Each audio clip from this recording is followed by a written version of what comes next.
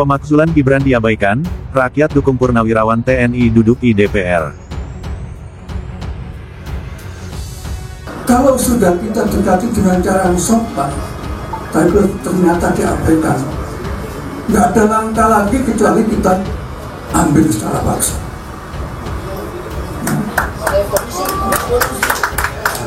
Harus, ya, kita duduk di MPR, senangnya di sana.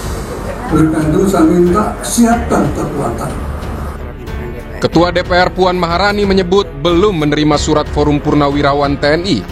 Namun Puan bilang bakal mengecek kembali dan berjanji pimpinan DPR bakal mempertimbangkan langkah yang bisa dilakukan terkait usulan pemakzulan Wapres Gibran. Terkait dengan surat, kita akan cek kembali apakah bisa langkah-langkah apa yang akan dilakukan, dan tentu saja kita akan proses nantinya dengan sebaik-baiknya. Belum ada. Wakil Ketua MPR Edi Suparno menyebut telah menerima surat Forum Purnawirawan terkait usulan pemakzulan Gibran. Namun pimpinan MPR masih menunggu kajian dari Sekretariat Jenderal MPR soal tindak lanjut surat tersebut. Ya, kami juga sudah menerima surat itu. Tentu kita sedang menunggu hasil kajian dari Sekretariat Jenderal MPR tentang tindak lanjut atau permasalahan yang memang menyangkut surat tersebut. Jadi kami sifatnya dalam hal ini menunggu hasil kajian untuk kemudian kita lihat bagaimana kajian yang dilakukan oleh Sekretariat Jenderal MPR. Wakil Ketua Umum Jokowi Mania Andi Azwan mempertanyakan urgensi dari tuntutan pemakzulan Wapres Gibran Rakabuming Raka. Menurutnya, usulan tersebut tak akan diproses DPR. Ya, di mana kesalahannya? Pertanyaan saya. Satu, apakah dia berniat pada negara? Apakah dia korupsi? Dan sebagainya. Kan nggak ada itu bukti-bukti yang mengatakan itu. Dan tidak ada putusan pengadilan yang mengatakan itu.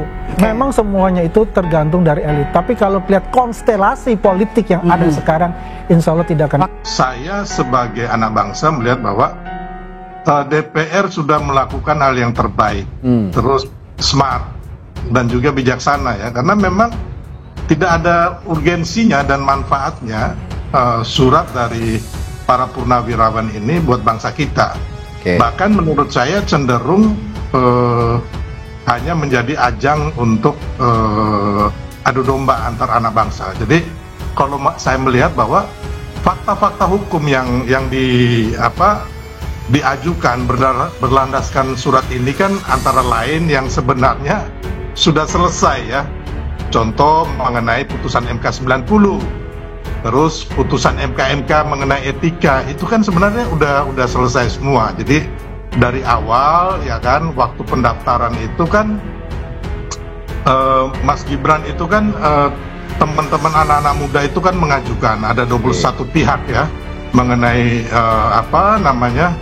Undang-Undang Pemilu nomor 7 2017 pasal 169 huruf Q, yang mana akhirnya salah satu dari mereka yaitu saudara Almas dikabulkan oleh MK sebagian daripada gugatan itu.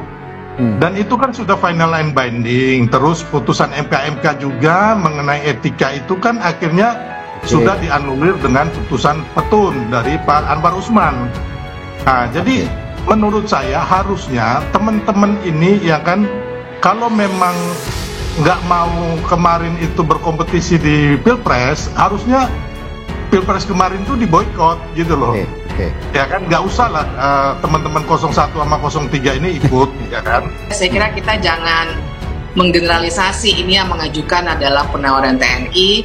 Dirty vote itu nggak ada hubungannya dengan 01 ataupun 03. Kalau masih belum clear silakan dicek lagi. Tapi kita fokus di hari ini dengan mengatakan bahwa DPR itu konteksnya dalam hukum tata negara adalah wakil rakyat. Kalau ada siapapun yang mengajukan surat apapun, terlepas dia mau penawaran TNI kah, atau tukang bakso kah, atau siapa saja, harus direspon. Kalau misalnya DPR merasa bahwa ini nggak cukup kualifikasinya nanti seperti apa, tapi tetap untuk mengambil putusan atau keputusan bahwa hal tersebut tidak layak untuk dilanjutkan kah, atau misalnya ada masukan lain dan seterusnya, harus dibicarakan dulu. Yang dipermasalahkan adalah argumennya, sebenarnya itu bukan argumen, lebih kepada alasan dari ketua DPR bilangnya, oh saya belum terima tuh, kemudian menyalahkannya pada staf administrasi. Itu yang saya kira sebenarnya perlu kita soroti dalam konteks hukum tata negara. Harusnya itu kan hal kecil ya. Kalau memang ada persoalan politik yang mereka belum selesaikan, juga nyatakan sudah terbuka. Intinya proses dulu kalau ada surat masuk, karena ini adalah tugas dari DPR sebagai lembaga legislatif. Pasal 7A 7B jelas mengacunya kepada DPR. Harusnya begitu merespons. Kalau mengacu ke tatip, ini gimana kalau menurut Anda, Mbak Bibip? Kan DPR juga punya tatip merespons hal apapun yang dikirimkan kepada DPR, termasuk surat ini. Ya, jadi dalam tata tertib DPR itu memang aturan mainnya tentu saja mengagendakannya dulu dalam rapat paripurna, dan biasanya untuk menentukan agenda apa yang akan dibahas dalam rapat paripurna itu ada rapat bamus atau semacamnya. Ya. Jadi badan musyawarah itu isinya memang pimpinan-pimpinan fraksi. Jadi kayak mini DPR-nya ya. Mereka yang menentukan. Nah, kalau kita cek apa agenda rapat paripurna yang sudah terjadi, karena mereka memang baru selesai reses kan, itu belum diagendakan sama sekali. Nah, dalihnya adalah suratnya belum ada. Padahal kita semua tahu, saya yakin bahkan Mas Raddi, saya sendiri dapat tembusannya kan, karena itu surat terbuka. Artinya argumen bahwa saya belum lihat tuh, belum tahu tuh, itu argumen yang juga semacam menghina akal sehat juga gitu. Kenapa sih tidak diselesaikan saja? Sekali lagi, kalau saya dalam posisi normatif dulu untuk melihat aspek hukum tata negaranya. Nah, dalam konteks hukum tata negara, tinggal kalau tidak disetujui ternyata, karena ini memang semua tergantung pada koalisi Kim Plusnya Prabowo, dan kelihatannya solid sekali di DPR gitu. Jadi memang sulit ditembus. Tapi pun dalam situasi itu bahas dulu, karena memang prosedur di tata tertib DPR seperti itu. Kalau mau ditolak silakan ditolak, tapi bahas dulu, respon dulu. Oke. Kalau kita melihat apa yang diinginkan oleh ayahanda para purnawirawan ini adalah kehendak sepihak gitu lah. Ya. Apa yang telah dimasukkan di surat permohonan untuk pemakzulan itu ke DPR MPR, ya itu adalah hak konstitusi. Memang harus dilakukan seperti itu. Tidak melalui jalanan, kan seperti itu. Yang kedua, ini adalah masalahnya urgensinya apa gitu, untuk mengadakan pemakzulan wakil presiden kita, seorang anak muda yang representatif anak muda yang dipilih oleh 58% pemilih, ya, pemilih pada pemilu kemarin, pasangan satu paket Prabowo dan Gibran. Itu bukan dipilah-pilah loh, Prabowo Gibran seperti di Filipina.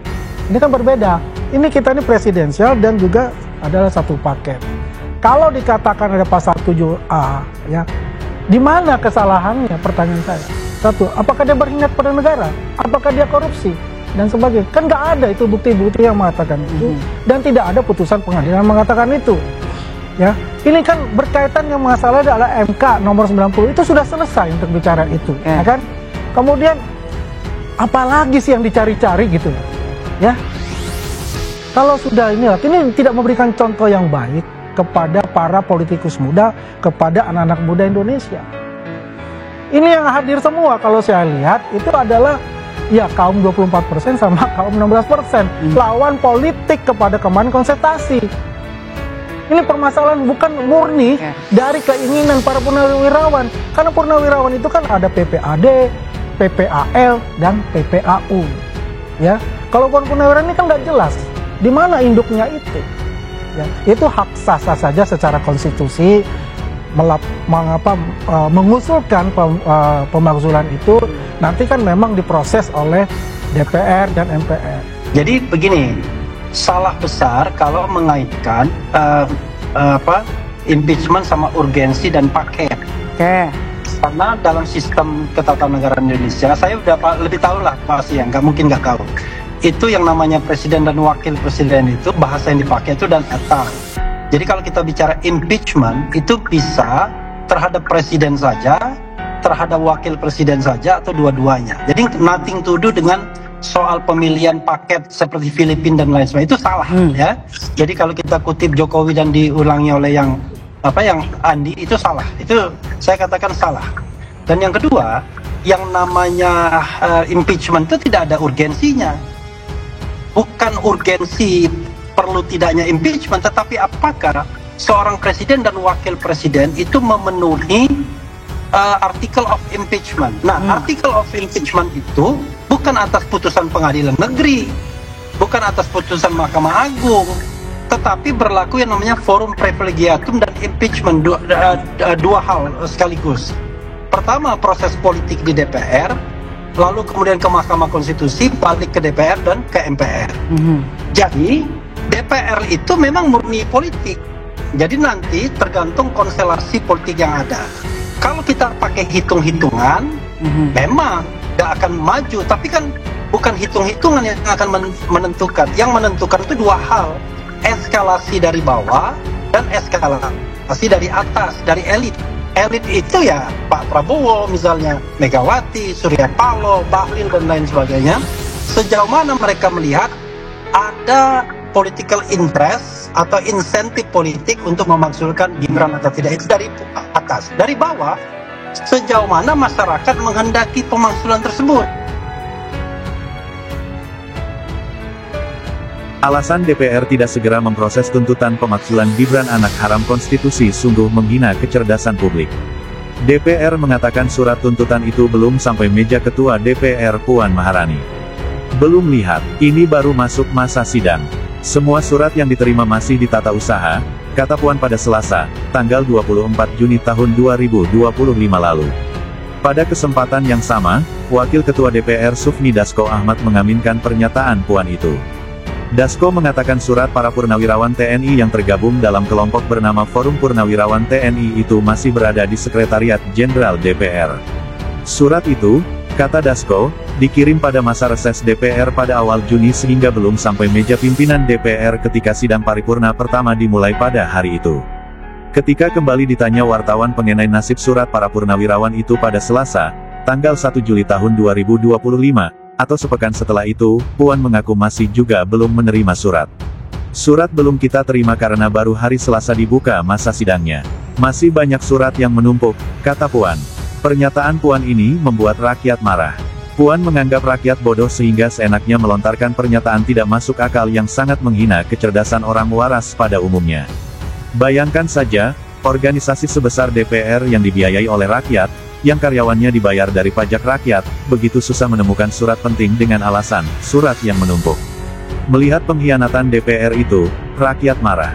Para purnawirawan langsung membuat konferensi pers pada Rabu, tanggal 2 Juli tahun 2025 yang isinya mendesak DPR segera bersidang.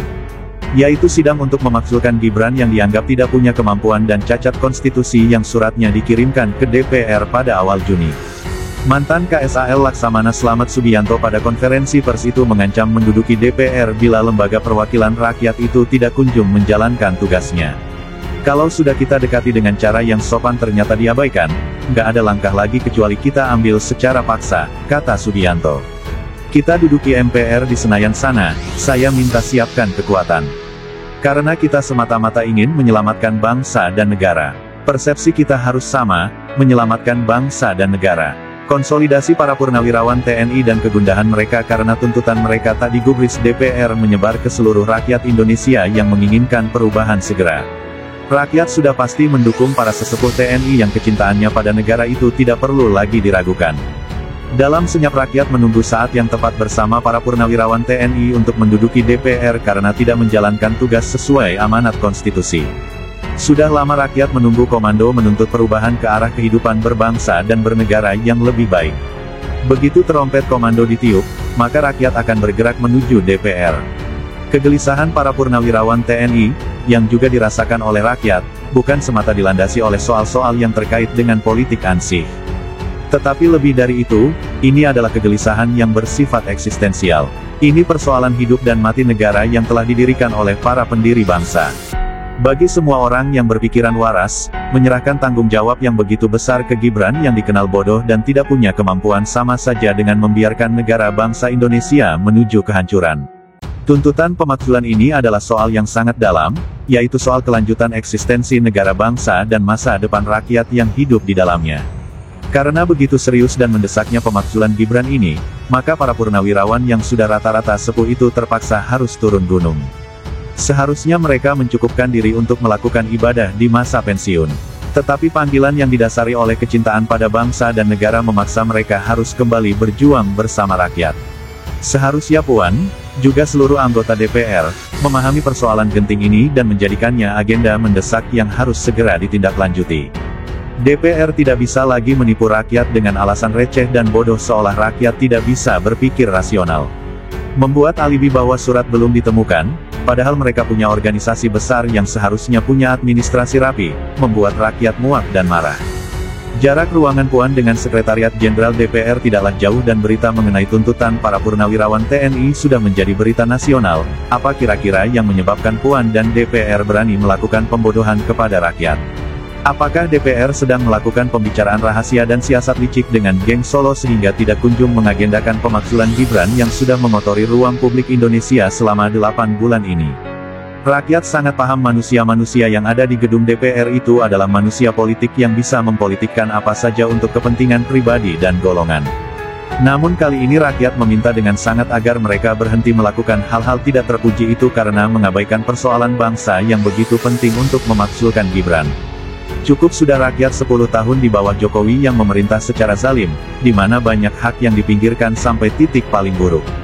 Cukup sudah DPR, atau siapa saja, memainkan politik sempit yang hanya berhitung mengenai untung rugi dan kepentingan jangka pendek.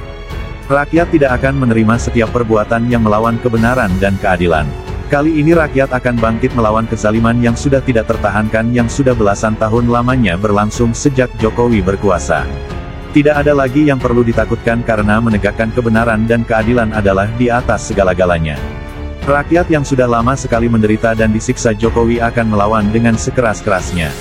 Inilah saatnya DPR menunjukkan diri sebagai lembaga yang berpihak ke rakyat, lembaga yang memang didirikan sebagai perwakilan rakyat.